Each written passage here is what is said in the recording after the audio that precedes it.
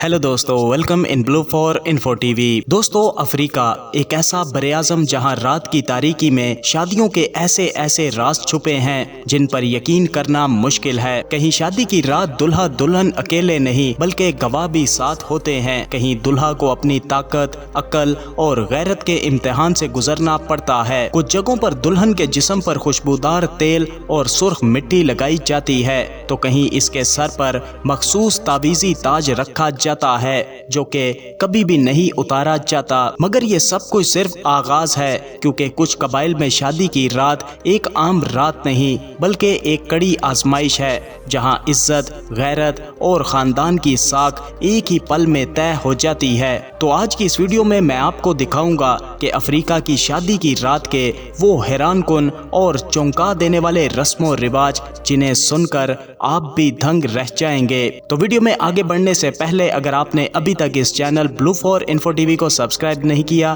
तो जल्दी से चैनल को सब्सक्राइब करके साथ बेल नोटिफिकेशन को भी ऑन कर दें। तो दोस्तों, सबसे पहले बात करते हैं अफ्रीका में शादी की रात में गवाहों का ठहरना। कुछ अफ्रीकी कबाइल में शादी के रस्मों रिवाज का सबसे दिलचस्प पहलू ये है कि शादी की रात में बैरूनी अफराद की मौजूदगी जरूरी समझी जाती है। ये रिवायत इस मगरबी तसव्वुर से बिल्कुल मुख्तलिफ है, जिसमें शादी की रात एक निजी और जाती लम्हा समझा जाता है। इन गवाहों का किरदार सिर्फ रस्मी नहीं होता बल्कि इस बात की जमानत के तौर पर होता है कि शादी जायज और मोतबर है। ये बुजुर्ग जो आम तौर पर दुल्हन के खानदान से होते हैं इस बात को यकीनी बनाते हैं कि सब कुछ रस्म के मुताबिक हो रहा है और बाज़ औक़ात वो नौ ब्याहते जोड़े को मशवरे और रहनुमाई भी देते हैं। कुछ मगरबी अफ्रीकी कबाइल में तो गवाहों की मौजूदगी रात भर जारी रहती है ताकि शादी के तमाम मजहबी या सकाफती असूलों पर सख्ती से अमल हो। ये रिवायत सिर्फ अज़वाजी ताल्लुकात के क़याम की तस्दीक तक महदूद नहीं होती बल्कि इसमें जोड़े को मशवरे देना, इनके दरमियान मसाइल की सूरत में सुलह करवाना और इनकी रहनुमाई भी शामिल है। बज़ाहिर ये सब कुछ जदीद दौर के लिहाज से मदाखलत महसूस हो सकता है, मगर इन माशरों में ये इनके इज्तमाई तर्ज़े ज़िंदगी की अलामत है, जहाँ शादी दो अफराद का नहीं बल्कि दो खानदानों, बरादरियों और बाज़ औक़ात पूरे गांव का मिलाप समझा जाता है। कुछ इलाकों में इससे भी ज्यादा निजी और हसास रिवायात मौजूद हैं। मिसाल के तौर पर कुछ जगहों पर लड़कियों को शादी की रात से पहले खास तरबियत दी जाती है ताकि वो शौहर के साथ बर्ताव करना सीख सकें। ये रिवायात अगरचे आज के दौर में अजीब या गैर आरामदेह लग सकती हैं, मगर इनका मकसद ये था कि औरत को अज़वाजी जिंदगी के लिए तैयार किया जाए और इसकी शादी को समाजी तौर पर तस्लीम किया जाए। इस तरह की रसूमात में बरादरी की शमूलियत इस बात को जाहिर करती है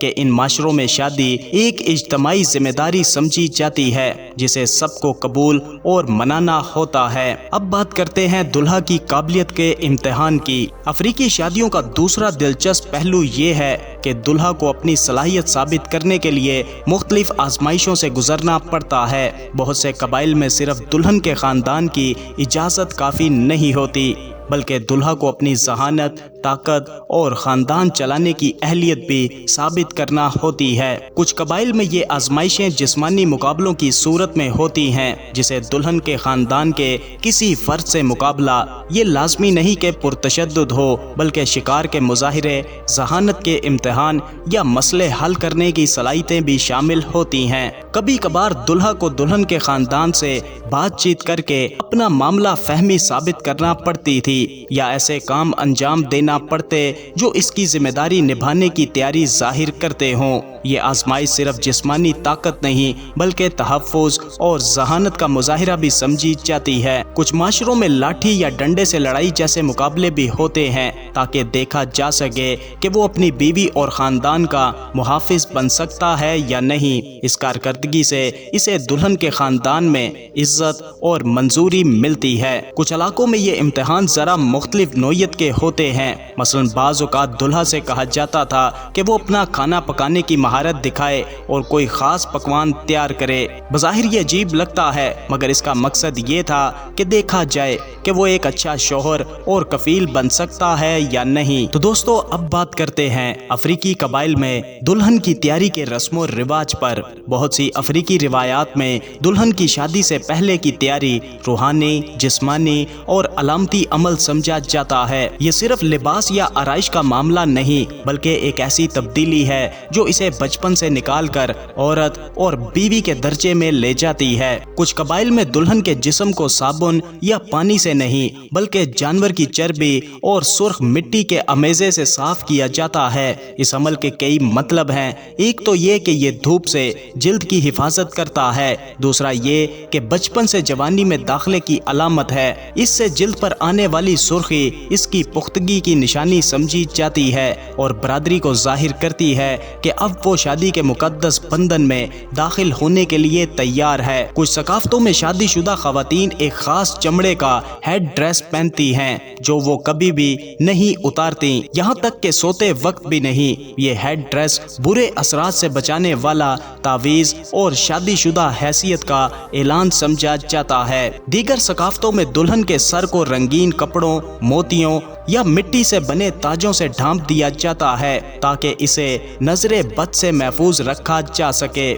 ان تمام رسومات کا مقصد صرف جسمانی تیاری نہیں بلکہ روحانی تحفظ اور معاشرتی حیثیت کو مضبوط کرنا ہوتا ہے۔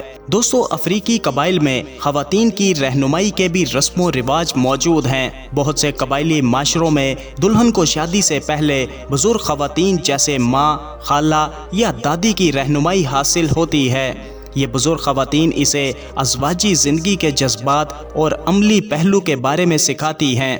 یہ تربیت صرف مشورہ دینے تک محدود نہیں بلکہ یہ ایک مقدس روایت ہے جو نسل در نسل منتقل ہوتی آئی ہے۔ اس کے ذریعے دلہن کے گھر کے انتظام، ازواجی ذمہ داریوں اور سماجی کردار کے بارے میں سیکھتی ہیں۔ کچھ ثقافتوں میں یہ رہنمائی ایک باقاعدہ تقریب کی شکل اختیار کر لیتی ہے جس میں دلہن کو نئے سماجی کردار میں ڈھلنے کی تربیت دی جاتی ہے۔ اس روایت کا مقصد یہ ہے کہ شادی صرف ایک ذاتی رشتہ نہیں بلکہ ایک سماجی اور روحانی معاہدہ سمجھی جائے۔ تو دوستو اب بات کرتے ہیں افریقی قبائل میں لڑکی کے کنوارے ہونے کے ثبوت کے رسم و رواج پر۔ دوستو کئی افریقی قبائل میں دلہن کی کنوارگی ثابت کرنا صرف نجی معاملہ نہیں بلکہ ایک سماجی روایت سمجھی جاتی ہے۔ شادی کے رات کے بعد خون کے داغ والا کپڑا یا کوئی اور علامت پیش کرنا اس بات کا ثبوت ہے کہ دلہن پاک دامن تھی۔ یہ عمل اس کی لڑکی سے عورت بننے کی علامت مانا جاتا ہے۔ کچھ جگہوں پر ایک بزرگ خاتون کو اس بات کی تصدیق کے لیے مقرر کیا جاتا ہے کہ دلہن شادی سے پہلے اور بعد میں پاکیزہ رہے گی۔ اگرچہ یہ رسم اب بہت سے شہری علاقوں میں کم ہوتی جا رہی ہے مگر دیہات میں اب بھی اسے خاندان کی عزت کا حصہ سمجھا جاتا ہے۔ جدید دور میں خواتین کے حقوق اور آزادی کے بڑھنے سے اس روایت پر تنقید بھی کی جاتی ہے لیکن بعض علاقوں میں یہ اب بھی ثقافتی شناخت کا حصہ ہے۔ دوستو کچھ ممالک میں شادی کی رات کوئی نجی موقع نہیں بلکہ ایک عوامی تقریب سمجھی جاتی ہے۔ یہ ایک بڑی تقریب ہے جس میں موسیقی، رقص اور خوشیاں شامل ہیں۔ شادی کی تقریب کے بعد دلہا دلہن کے گھر جانے کا عمل ایک جشن کی شکل اختیار کر لیتا ہے جہاں پورا گاؤں ان کے ساتھ چلتا ہے۔ یہ خوشی صرف دو افراد کے ملاپ کی نہیں بلکہ دو خاندانوں اور برادریوں کے اتحاد کی علامت ہے۔ دوستو کچھ افریقی معاشروں میں شادی سے پہلے کی رسومات صرف رسمی نہیں بلکہ روحانی اور علامتی اہمیت رکھتی ہیں۔ کچھ قبائل میں دلہن کی شادی سے پہلے اس کے بال مکمل طور پر منڈوا دیے جاتے ہیں۔ یہ علامت اس کے ماضی کو پیچھے چھوڑنے اور ایک نئی زندگی شروع کرنے کی ہوتی ہے۔ اس کے بعد دلہن کے جسم پر خوشبودار تیل اور خاص عطر لگائے جاتے ہیں تاکہ وہ جسمانی اور روحانی طور پر پاک ہو جائے۔ یہ سب تیاریاں اس کے نئے مرحلے کی طرف سفر کی علامت ہیں۔ یہ رسمیں نسلوں سے چلی آ رہی ہیں اور ان کے ذریعے دلہن اپنے آباء و اجداد کی روایات سے جڑتی ہے۔ دوستو کچھ افریقی معاشروں میں شادی کی رات صرف ایک آغاز نہیں بلکہ ایک امتحان سمجھی جاتی ہے۔ اگر دلہن کنواری نہ نکلے تو اس کے سنگین نتائج ہو سکتے ہیں۔ بعض اوقات دلہن کو ذلت، خاندان سے نکالے جانے یا معاشرتی بائیکاٹ کا سامنا کرنا پڑتا ہے۔ اگرچہ شہری علاقوں میں یہ روایات کم ہوتی جا رہی ہیں، مگر دیہاتوں میں اب بھی یہ رواج زندہ ہے۔ ان علاقوں میں شادی ایک خاندانی معاملہ سمجھی جاتی ہے اور دلہن کی پاکیزگی خاندان کی عزت سے جڑی ہے۔ دوستو، یہ سب رسومات اس بات کی جھلک دکھاتی ہیں کہ افریقہ میں شادی ایک اجتماعی اور روحانی عمل ہے جہاں خاندان اور برادری دونوں شامل ہوتے ہیں۔ وقت گزرنے کے ساتھ یہ روایات کمزور تو ہوتی جا رہی ہیں، مگر آج بھی چھوٹے دیہاتوں میں ان کی جڑیں مضبوطی سے قائم ہیں۔ یہ روایتیں ظاہر کرتی ہیں کہ ثقافت کس طرح جدیدیت کے ساتھ بدلتی ہے، مگر اپنی گہری جڑوں سے مکمل طور پر الگ نہیں ہوتی۔ تو دوستو، یہ تھے براعظم افریقہ میں بسنے والے قبائل کی شادی کی چند رسومات اور حیرت انگیز حقائق۔ اپنی رائے کا اظہار ویڈیو کو لائک اور کمنٹ کر کے ضرور کیجیے گا۔ ملتے ہیں کسی نئی ویڈیو کے ساتھ، تب تک کے لیے خدا حافظ۔